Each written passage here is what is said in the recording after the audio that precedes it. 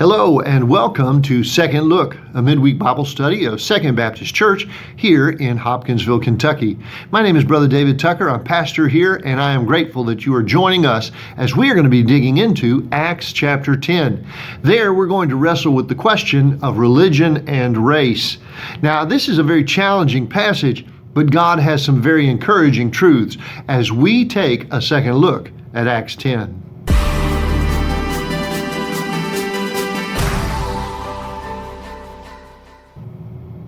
Tonight, as we get started, well, as I said, we're going to be in Acts chapter 10, but we're going to be dealing with a topic, actually two terms that are very controversial terms. One is religion and the other is race. People argue and fuss and fight over these things all the time. And so when we go to take a look in the scripture, there in Acts chapter 10, as God has a very, very strong biblical truth that He wants to convey to you and to me about these two things, we need to back up and understand what it is that the individuals in that chapter are going to be wrestling through. And so to do so, we're actually going to have to back up from chapter 10 in Acts all the way into the Old Testament and begin to walk through Israel's history with the concept of religion and race. So to do so, I want to start with a simple phrase. And it's the phrase that's over my right-hand shoulder, be on your left, I suppose, as you're looking. And that is the idea that race equals religion. For the Old Testament Jew, the concept was that if someone was of a different race, they were of a different religion. The Egyptians, different race, had a different religion. And if you were going to even the Samaritans, who were considered a different race, they were considered to have a different religion. If you had a different race, the concept was that they had a different faith. Now, in the scripture, God seems to actually enforce that, or reinforce that at least. And that is a struggle for us as believers, because we don't have that same concept today. So how do we see this in Old Testament terms? So the first thing I want you to take note of is when we're talking about this idea, there are two visions of race when you look at an individual, okay? One is the humanistic concept, and the other is God's theistic concept. So the humanistic concept of race is that which I see on the outside. It's a different skin color, it's a different culture, it's a different nationality, it's a different location or geography, it's different traditions, it's different rituals. There's a whole lot of stuff that we would say is different, whether it's just clothing or it's holidays. It really doesn't matter. When we start to say someone is different in race, what we mean is there's a lot more than just skin color. There is this concept that there's a whole cultural background that comes with that individual. But all of it, and I want you to hear this because it's very important, all of it is stemming from an outside look at the individual. I'm looking at the clothes they're wearing, I'm looking at the haircut they have, I'm looking at the skin color they may have, I'm looking at the actions they carry, the language they use. All of it is what I'm perceiving from the outside. That's the humanistic understanding of race. Now, you've got to remember, God created all races. He is the one who allowed all these races to flourish. The scripture says that He created man in His own image. And so all mankind, all races of mankind, stem from the creative work of God. So when He sees us, though we have the different outside, He's not going to judge us by the outside and the culture. What He's going to do, He's going to judge us from the inside and from the heart. One of the best ways to be able to see that in the Old Testament is to see that wonderful picture with Samuel as he's going to go anoint a new king. You know, Saul has failed. A new king needs to be anointed. And he goes to the sons of Jesse. So over there in Samuel, 1 Samuel chapter 16, in verses 6 and 7, Samuel is looking at someone of his own race, okay? He is looking at someone of his own culture, of his own background, and all of the rest of it. And he says, I think I know these people pretty well because they're me. I'm them. We all get along. We know each other. I'm a good judge of character of people in my own race. So there in verses 6, he says, when they arrived, Samuel saw Eliab and thought, surely the Lord's anointed stands here before the Lord. In other words, I see who the Lord is going to anoint. He can see from the outside. This guy is just like me. He looks like me. He talks like me. He acts like me. We're of the same race. And all the qualifications that I would want for someone in my race, he carries them. So on the outside, Eliab looks like the ticket. But then God states in verse 7, but the Lord said to Samuel, do not consider his appearance or his height. I have rejected him. The Lord does not look at the things people look at. The people look at the outward appearance, but the Lord looks at the heart. So here in this passage, we have the absolute rock-bed truth.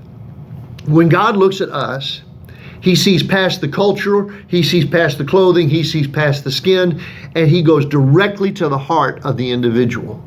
So we have the idea in the Old Testament that race equals religion because on the outside we see people practicing all these different things. And it appears in the Old Testament we think, well, God believes that too. If somebody's of a different race, they don't have the same religion, then they're not as good or they're not as valuable or they're not as important. That's not how God sees them. He's not looking at that outside standard. He's looking directly into the heart of the individual. So that tells us if God rejects a person, which he did so with Eliab, he's not rejecting them based on the outside skin color. Do you notice that? He says you're using height and the outward appearance to determine whether or not I accept or reject this individual. He says, I don't accept or reject him based on that. I'm looking at what's inside him. And so when it comes to the issue of race, because God created all races, he looks past the skin immediately, but he goes directly to the heart. So you say, well, no, hold on, Brother David. In the Old Testament, God clearly favors the Jews over those who are not Jews. And you can see that in the Old Testament.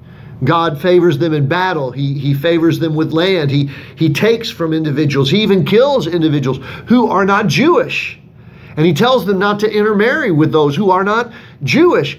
God clearly favors the race of the Jews. Well, to understand that fully, you need to start where it all begins, which of course was with Father Abraham. And then once you have a nation, then you start with the actual birth of that nation moving forth out of the exile or out of the slavery in Egypt and into Canaan land. So over there in Exodus in chapter 19, I want you to hear what God states. He says to the people of Israel, Exodus chapter 19, verse 5, now, if you obey me fully and keep my covenant, then out of all the nations you will be my treasured possession. Although the whole earth is mine, you will be for me a kingdom of priests and a holy nation. These are the words you are to speak to the Israelites. God calls the Israelites out of all the nations by his grace and by his sovereign will, and says, I am drawing you into my arms by choice. Now, there's a covenant with Abraham that needs to be taken into account. There's a lot of other issues that we could address. But listen very carefully. The main thing I want you to take note, he does not draw them out based on their race. He does not draw them out based on their skin color. He does not draw them out based on simply their culture.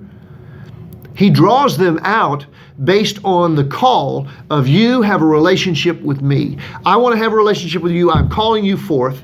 And therefore, having chosen you, I'm drawing you into my arms. But his statement is, and don't miss it, if you will be mine. If you will be mine. If you will obey me fully. If you will be mine, then I will be yours. So from the very beginning of the race of Israel, from the very beginning of the nation of Israel, though they are a chosen people without question, there's no question that he has called them forth in this passage. What God is doing here is not judging them on their skin tone. He's not judging them on just simply their culture. They don't have a Jewish law yet. They don't have 10 Commandments yet. What they have is a call to a relationship with God. And God says, if you will obey me, then I will be your God. I will be yours. So, in the Old Testament, when we talk about race equals religion, You need to recognize the fact that when God is looking at any race, doesn't matter what the race is, doesn't matter what the nation is, the question that he is addressing is, will I select you? Will I favor you? Will I bless you based on your relationship with me? Not on their skin color, not on the nation from which they come from or the culture from which they come from. It has nothing to do with any of those things. God drew Israel out, not based on the outside, but based on the inside. God drew a king for Israel out, not based on the outside, but based on the inside. And God does not reject individuals based on the outside. He does it on the inside. He looks at the heart of the individual and he says, are you mine? Are you mine? Will you willingly submit your life to me? That's the Old Testament very foundation of biblical truth. God created all the races. He has a love for all the races. But the question is, do we have a heart that longs for him? So, with that Old Testament mindset comes this idea that the people of God are not looking at others with the same vision that God has. The people of God are looking at others, but they're not seeing them with the eyes of God. They're seeing them through human eyes. And so in the Old Testament, it's easily basically boiled down to in a humanistic view of race equals religion. You're not of my race, therefore you're not of my religion, therefore you're not valuable. Simple as that. But that's not God's view. It may have been Israel's view. It may have been some Jews who had that view, but it was not God's view. God's view was the question of what was inside. Now we see as we move into the New Testament, this concept does not change, but God is going to step in more loudly and boldly declare we need to reverse it. Over in the New Testament, we still have this idea that race equals religion among the Jews, okay? One of the things that we find all the way through the New Testament is that the Jews would accuse the believers of being friends of Gentiles, okay? They're friends with unbelievers. That's not allowed. Even in the New Testament era, that is just not allowed. Because in that humanistic view, that race equals religion, okay? But Jesus himself set about to destroy that. Over in John chapter 4, you have the Samaritan woman who is at the well. She's an outcast from her own society, and her society is an outcast from the Jewish society. They are not of the same race. And so in John chapter 4, he asked the woman for a drink, and her reply is, how is it you, a Jew, ask me, a Samaritan, for a cup of water? Why are we having this conversation? You don't recognize me, I don't recognize you. Race equals religion. You consider us less, and we consider you less because we think we have the end with God and you think you have the end with God. And Jesus destroys all of that in the process of that conversation. The New Testament concept hasn't changed from the Old Testament concept. Race is still equaling religion according to the human view because we're looking from the outside and God again is looking on the inside. In Acts chapter 10, we finally got there. We're going to see all of that come crumbling down.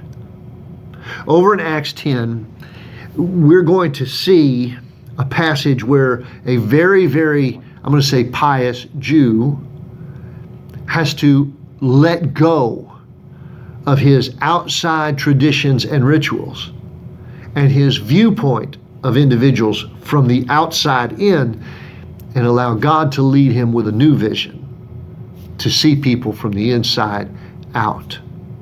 Over here in Acts chapter 10, beginning there in verse 1, it says, at Caesarea there was a man named Cornelius, a centurion, in what was known as the Italian regiment. He and his family were devout and God-fearing. He gave generously to those in need and prayed to God regularly. One day about 3 p.m, he had a vision. He distinctly saw an angel of God who came to him and said, Cornelius. Cornelius stared at him in fear. "What is it, Lord?" he asked. And the angel said, "Your prayers and gifts to the poor have come up as a memorial offering before God. Now send men to Joppa to bring back a man named Simon, who is called Peter. He is staying with Simon the tanner, whose house is by the sea."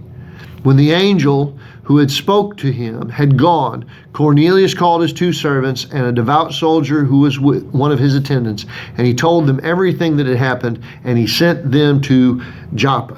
So the first thing that we see is that God is dealing with a centurion. He's not a Jew. He has nothing to do with the Jewish people. He's not Jewish by birth. He is not Jewish by culture. He's not Jewish by race. He is not a Jew, okay? And what God says is that I see something in you that I want to have come forth. I see a love in you that I want to bring forth. And so for God, the view is religion does not equal race. Race does not equal religion. Your religion, your faith, can be applied to no matter what your skin color is, what your background is, or anything else. God reaches out to Cornelius. He doesn't stop because he's not the right skin tone. He doesn't stop because he doesn't have the same look as all the other apostles. God reaches to him first, preparing a people to hear the message of the Lord. Though they are not of the same race, God's love extends past those cultural boundaries. Now, I do want you to take note that this happens prior to Peter's arrival.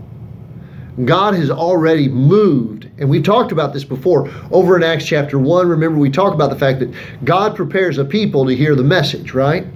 And so that's what we're seeing here. God is preparing a people to hear a message from him.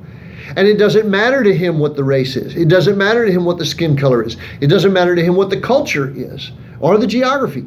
He is preparing this people to hear his voice.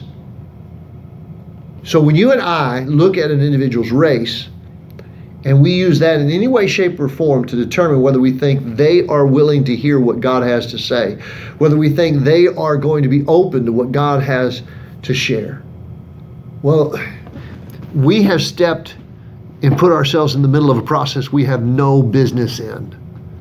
God moves in the hearts of people, regardless of skin color, regardless of culture.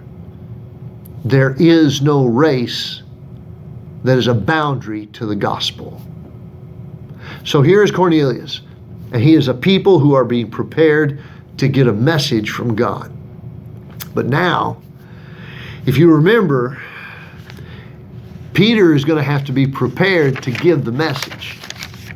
You see, over there when we did our study back in Acts chapter 1, if you remember, we talked about the fact that it's not just God preparing a people to hear the message of God.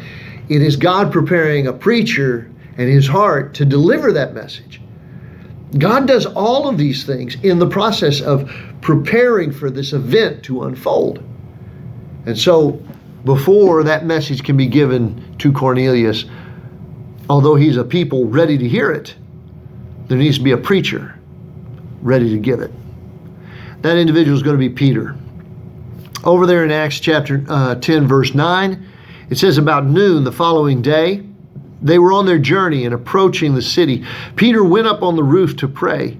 He became hungry and wanted something to eat. And while the meal was being prepared, he fell into a trance, and he saw heaven open and something like a large sheet let down from earth by its 4 corners. And it contained all kinds of 4-footed animals, as well as reptiles and birds.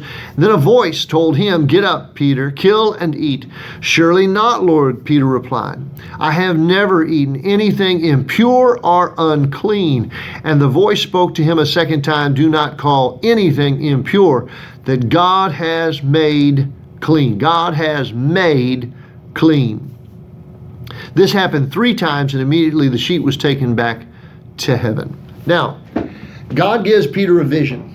That vision is one of food that Peter would have said, I can't have it, because the law of the Jews, based on the kind of the animal, would not allow him to eat meat that was on the inside, okay?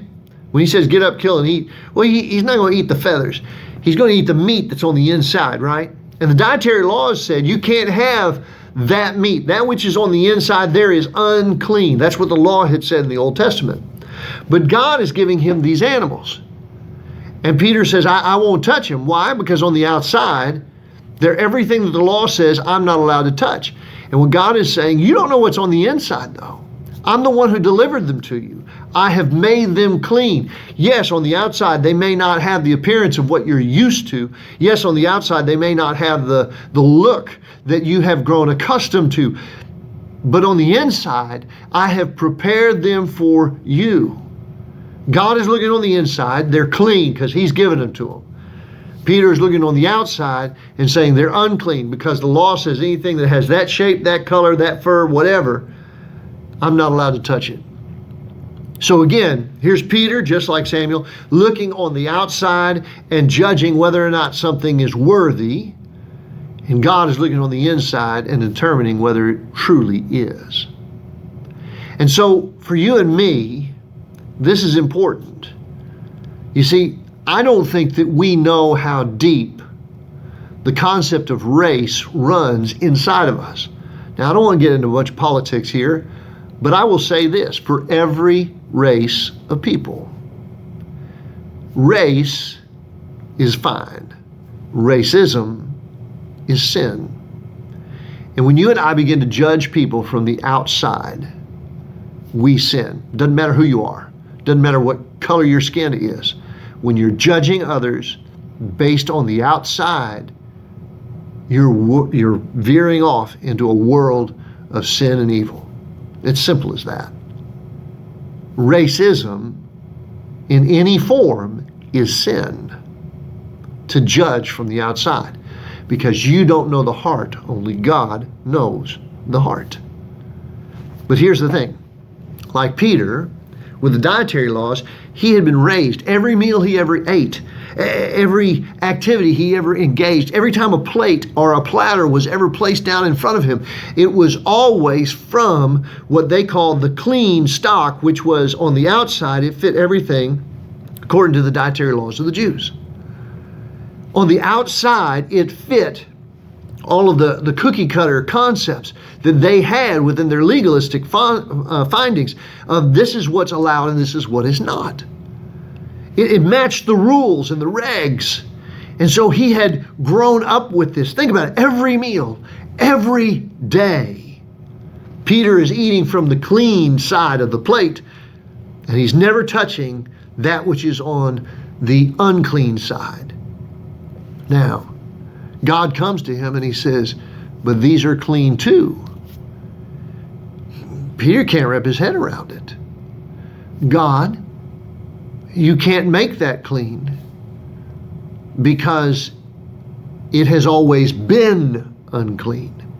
It has always been wrong. From the outside, what I look at is something that I'm not allowed to touch, and it repulses me. Think about it. In your life, this is the same with racism. If you were raised to hate one race or another, if you were raised to look at one race or another with a prejudice, every meal, every family gathering, every conversation, with every group that you got around, the conversation was always about how this race is worse than this race. If racism was just poured into you day after day, just like the dietary laws, you ingested only that which was deemed appropriate or true or right? How hard would it then be for you to be able to see past that and understand the heart of an individual? How difficult is it for you to be able to look past that outward shell and see the soul of another individual? Peter is about to be asked to go to Gentiles who, like unclean food, have always been the wrong color, the wrong shape, the wrong size, the wrong culture, the wrong nationality. You don't associate with them. You don't hang with them. You don't talk with them. You don't have a meal with them.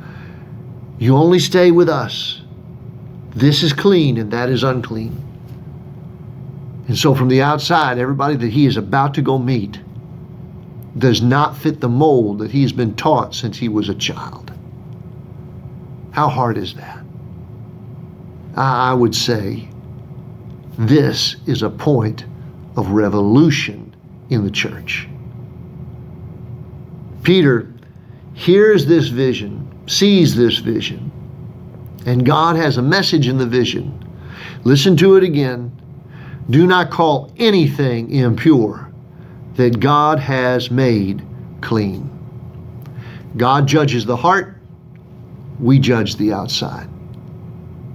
And so then, after the vision has come, Peter is thinking about it. Verse 19. While Peter is still thinking about the vision, he is puzzled. He is confused. He's been pushed theologically. He's been pushed. The Spirit said to him, Simon, 3 men are looking for you. Get up and go downstairs. Do not hesitate to go with them, for I have sent them. And Peter went down and he said to the men, I am the one you're looking for. Why have you come? And the men replied, we have come from Cornelius the centurion. He is a righteous and God-fearing man. Listen to the heart, right? Who is respected by all the Jewish people. A holy angel told him to ask you to come to his house so that he could hear what you have to say. And then Peter invited the men into his house to be his guests. God tells Peter, don't look at the outside. Listen to what I'm telling you is on the inside. Trust me. Trust the vision I have, not the vision you have. Trust what I understand of their faith, and not simply what you understand of their race. And immediately upon hearing that vision and pondering that vision, God places before him no longer animals on a sheet, but he places before him men who are not his race, men who are not his culture, men who may not be his skin tone or color, men who wear different clothing, who come from a different background, who have a different accent, but men who have been sent by God and who have called to Peter to come and help an individual who God says his heart is right. Now the rest of the passage goes on there. You can see it there in verses 23 and following. Peter is going to go to Cornelius' house. Cornelius is going to accept the gospel, and the Holy Spirit is going to be given as a seal of approval by God that this is what he intended. But here's what I want you to note. Everything changes. Everything in the church changes. Here in verse 23 at the very start, then Peter invited the men into the house to be his guests. A Jew was inviting Gentile men into his home. And he was extending the hospitality of the Jewish family to these Gentile strangers. They didn't look like him. They didn't talk like him. They were not like him on the outside. But God had seen the hearts. And Peter learned on that day, I'm going to trust what God tells me. I'm going to trust what God sees in someone more than what I can view from the outside. So then, how does that apply to us? We live in a world right now that is filled with slogans, placards, billboards, memes, and social media posts. We live in a world that is inundated, flooded, overwhelmed by images of the outside of a person. And judgments are made on the inside of that individual constantly, overwhelmingly in our society, simply by the race, the culture, the clothing, the background, the phrasing even. People assume what other people's hearts are all about. People make assumptions over whether or not an individual is of value or not. Racism is rampant. But it's not simply one way. There's every kind of racism in our world because sin envelops every heart. So how do we overcome this idea? Well, the first thing we have to do is we need to throw aside the concept that race equals religion. It doesn't. The understanding that the outside of a person indicates all of what's inside that individual. We're wrong every time we do it. The phrase, "don't judge a book by its cover," has never been more true than today. What we need to do is adopt God's understanding that race does not equal religion. Only that relationship with God and that vision of God and that understanding of God and that wisdom of God can tell us where the heart of someone is. So the next time you meet somebody who may not be just like you, would you please let go of everything that you're looking on the outside and just listen to what God has for you to do? It may well be that He has someone He wants you to invite into your church, invite into your family, invite into your home, invite into your life. They may not look like you. They may not sound like you. But if God says they're clean, they're clean. I pray as this day goes on, as this week unfolds, that you will have the eyes of God and you will listen to the voice of God, and that you will throw aside all of this worldly understanding of race and culture, and let God lead you to the hearts of those you meet. It's been a privilege to be with you. May God continue to lead and guide you. And I'll look forward to catching up with you again, right here at Second Baptist Church.